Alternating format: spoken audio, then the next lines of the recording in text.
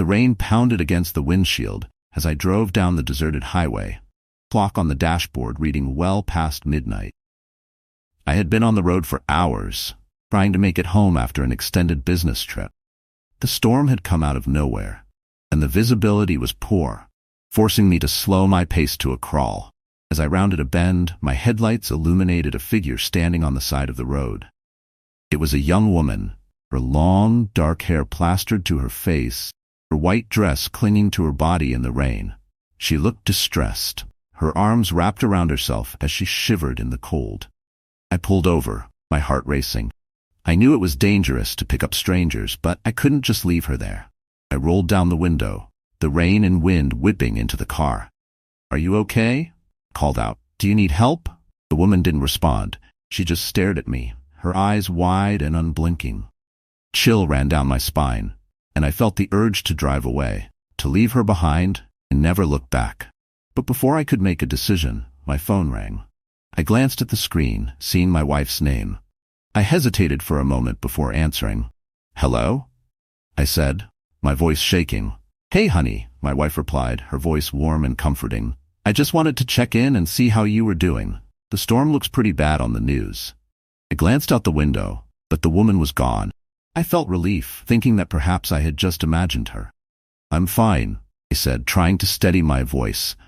"I'm just taking a shortcut through the countryside. I should be home in a couple of hours." "Okay, be careful," my wife said. "I love you." "I love you too," I replied before hanging up. I took a deep breath, trying to calm my nerves. I looked out the window again, scanning the side of the road, but there was no sign of the woman. I put the car back in drive and pulled away, eager to put as much distance between myself and this eerie stretch of road as possible. But as I drove on, I couldn't shake the feeling that something was wrong. The road seemed to stretch forever, and I passed the same landmarks repeatedly. The storm intensified, the lightning grew more frequent, the thunder grew louder each minute, and then I heard it. A tapping on the passenger side window. I turned, my heart leaping into my throat as I saw the woman's face pressed against the glass, her eyes boring into mine, a sinister smile stretching across her face. I screamed, slamming on the brakes, the car skidding to a halt. But when I looked again, the woman vanished into the night, as if she had never been there. With shaking hands, I put the car back in drive and sped off into the darkness, ghostly hitchhiker's laughter echoing in my ears. I drove through the night, my heart pounding in my chest, my mind reeling from the ghostly encounter. I tried to convince myself that it had just been a trick of the light, a hallucination brought on by exhaustion and the stress of the long drive. But deep down, I knew that what I had seen was real. As I navigated the winding road, I needed to be more focused. The rain and fog made it difficult to see more than a few feet ahead, and I had lost all sense of direction. I felt like I was driving in circles, passing the same twisted dead tree, an abandoned farmhouse over and over again. I glanced at my phone, hoping to use the GPS to guide me back to the main highway. But the screen was glitching, map distorted and useless. I cursed under my breath, realizing I was well and lost. Suddenly my headlights caught a flash of white on the side of the road. My heart skipped a beat as I recognized the hitchhiker's tattered dress. She was standing there, her face obscured by her long, dark hair, her arm outstretched as if beckoning me to stop. Against my better judgment, I slowed down, drawn to her like a moth to a flame. As I drew closer, she raised her head, her eyes meeting mine. They were cold and lifeless, filled with an ancient malice that sent shivers down my spine. I tried to look away, to press down on the accelerator and speed past her. My body wouldn't obey. It was as if I was under some sort of spell, powerless to resist her ghostly allure. She approached the car, her movements jerky and unnatural, like a marionette pulled by invisible strings. She reached for the door handle, and to my horror, I found myself reaching over to unlock it, my hand moving of its own accord. She climbed into the passenger seat, bringing with her the chill of the grave. Up close, I could see the mottled, decaying flesh of her face, the gaping wound on her temple where she had been struck by a car. She smelled of earth and decay, of secrets long buried and forgotten. "Do you know who I am?" she asked, her voice a hoarse whisper that seemed to come from the very depths of the underworld. I shook my head, too terrified to speak. She leaned in close, her icy breath caressing my ear. "I am the one you left behind," she hissed. "The one you killed on this very road 20 years ago." My blood ran cold as the realization hit me. The memory came flooding back. A stormy night, a winding road, a figure in the headlights. A sickening thud as metal met flesh, and then nothing but the sound of the rain and the pounding of my guilty heart. I had buried the memory deep, never speaking of it to anyone, not even my wife. But now, it seemed, past had come back to haunt me in the form of the ghostly hitchhiker. She grinned, her mouth stretching unnaturally wide, revealing rows of blackened, rotting teeth. "Now," she whispered, her hand closing around my throat, "it's time for you to pay." The world faded to black as she tightened her grip, the life draining from my body. In my final moments, I saw the truth of what I had done, the weight of my guilt dragging me down into the abyss. And then, there was nothing but darkness and the hitchhiker's laughter echoing through the void. I awoke with a start, my body drenched in sweat and my heart racing. I was in a hospital bed, the sterile white walls and the beeping of the monitors slowly bringing me back to reality.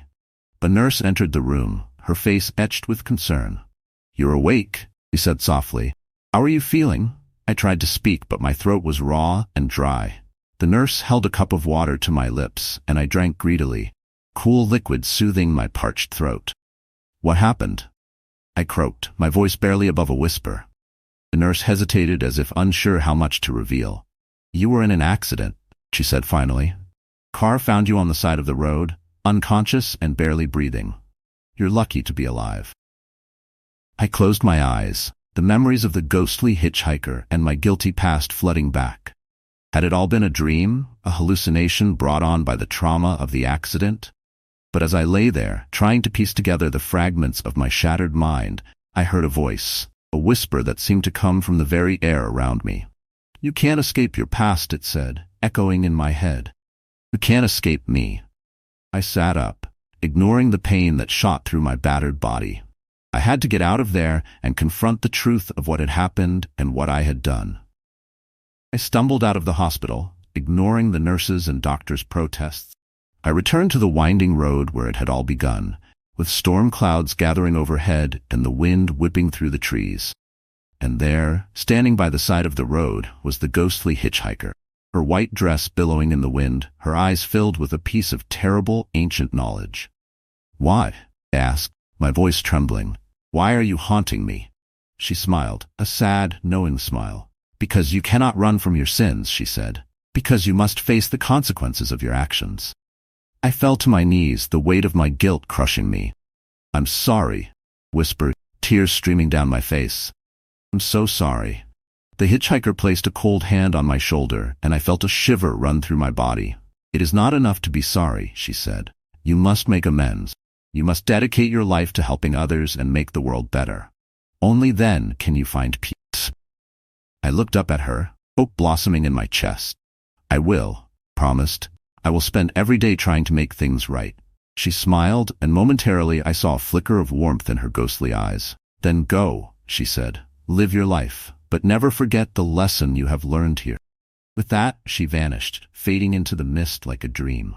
I stood up, my body aching, my mind reeling, but I knew what I had to do. I got into my car and drove away, the road stretching like a new beginning. And though I knew that the ghosts of my past would always be with me, I also knew that I had the power to shape my future, make amends, and find redemption. And so I drove on into the unknown, ready to face whatever lay ahead, knowing that the ghostly hitchhiker would always be watching, a reminder of the choices we make and the lives we touch. Days turned into weeks, weeks into months, as I struggled to put the pieces of my life back together. I threw myself into my work, volunteering at local charities and community centers, trying to make a difference in the lives of others. I spent long hours in therapy, confronting the demons of my past and learning to forgive myself for the mistakes I had made.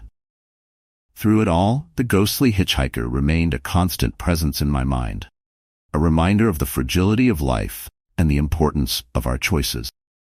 I often found myself driving down that same winding road, searching for a glimpse of her, a sign that she was still watching over me.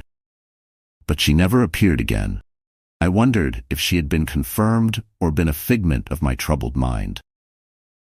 Until one stormy night when I drove home from a late-night shift at the homeless shelter. The rain was coming down in sheets, the wind howling through the trees, and I struggled to keep the car on the road. Suddenly, I saw a flash of movement in the rearview mirror. I glanced back, my heart leaping into my throat, as I saw a figure sitting in the back seat. It was the ghostly hitchhiker, her white dress luminescent in the darkness, her eyes boring into mine. "You have done well," she said, her voice a whisper that seemed to fill the car. "You have learned from your mistakes and dedicated yourself to a life of service. But your journey is not yet complete." I felt a chill run down my spine, a sense of foreboding washing over me. "What do you mean?" I asked, my voice trembling. She leaned forward, face inches from mine. "There are others out there like you," she said. "Others who have made mistakes are haunted by the ghosts of their past. They need your help, your guidance. You must find them before it's too late." I opened my mouth to respond. She was gone, vanishing into the night as suddenly as she had appeared.